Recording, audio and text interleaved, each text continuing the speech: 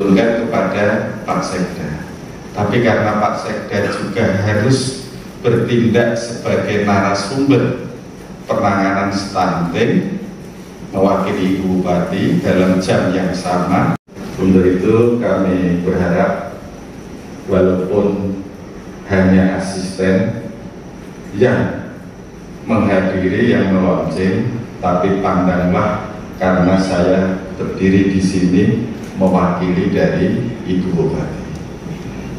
Seluruh peserta PKP atau Desa Cinta Statistik itu adalah sebuah inovasi terobosan di Kabupaten Sragen yang berawal dari selama ini kan banyak sekali pendataan dari kementerian, dari lembaga, dari pusat itu sering mengadakan pendataan yang melibatkan desa, dan waktunya itu sesuai dengan time schedule yang mereka miliki. Akhirnya di desa-desa itu kan banyak sekali disibukkan dengan ini, maka terobosan di Kabupaten Sragen yang pada bulan Mei kemarin bekerja sama dengan Badan Pusat Statistik Kabupaten Sragen menjadikan Desa Karangpelem itu Desa Cinta Statistik, yakni mewujudkan data dasar yang harus dimiliki desa itu menjadi sebuah data tampilan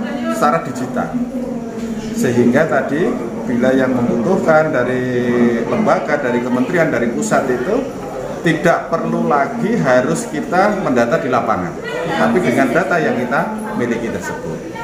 Pada bulan Mei kita buat pilot project di Karangpelem. Nah, hari ini kita replikasi di 20 desa di semua kecamatan Kabupaten Sragen. Satu desa satu kecamatan satu desa. Sementara ini dan nanti setelah satu kecamatan satu desa, harapan kita semua desa kelurahan nanti ikut mereplikasi yang sudah ada di kecamatan masing-masing, satu desa per desa. Itu desa. Lingkup pendataannya apa aja, Pak? Semua data dasar. Data dasar itu kan ada data penduduk, ada data ekonomi, ada data sosial, ada data kesehatan, ada data pendidikan. Itu data dasar semuanya dimiliki di sana sesuai dengan data dasar yang harus dimiliki desa dalam rangka untuk pelaporan, kemudian untuk menentukan arah kebijakan, pembangunan dan sebagainya. Dengan pilot project sejak Mei tadi sudah ada manfaatannya. Betul, ya. Misalkan ya Desa Karangpelem, karena dia sudah sebagai desa cantik, saat sekarang desa ini kan baru merencanakan untuk kegiatan 2022. Karena kegiatan 2022 penetapan di APBDes nantinya tentunya sudah berdasarkan data ini. Contoh, iya 2023 betul. Contoh untuk penanganan kemiskinan di Karangpelem. Selama ini mungkin data kemiskinannya belum valid, sehingga memprogramkan dari dana desa untuk pengentasan kemiskinan berapa kan belum jelas. Tapi untuk 2023 karena dia sudah punya data, misalkan data kemiskinan, Karangpelem akan lebih akurat untuk menentukan pengentasan kemiskinan, program pengentasan kemiskinan Karangpelem di tahun 2023. Begitu juga dengan bidang-bidang lain, bidang pendidikan kah, bidang kesehatan kah, tentunya akan menjadi mudah, dan kebijakan yang akan diambil oleh para pimpinan termasuk juga kepala desa tentunya akan sudah valid sesuai yang dibutuhkan warga masyarakat. Kalau datanya dinamis, Pak, kemiskinan dinamis naik turun. Betul. Maka tadi kami sampaikan kalau sudah menjadi desa cantik, jangan lupa untuk selalu merawatnya agar tetap menjadi cantik. Contoh data penduduknya sangat dinamis. Hari ini mungkin ada yang meninggal, besok ada yang lahir.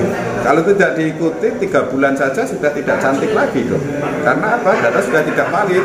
Jumlah penduduknya mungkin harusnya 7.020, karena yang didaftar hanya yang lahir saja, yang mati kemarin tidak dihilangkan atau tidak dihapus, yang menjadi data di situ akan tersaji 7.021. Harusnya 7.020 di sana. Maka tidak kalah pentingnya juga merawat agar tetap data itu tetap valid, tetap menjadi desa cantik. Yang harus mengupdate siapa Pak? Perangkat desa? Desa, dari desa ya. Desa. Betul.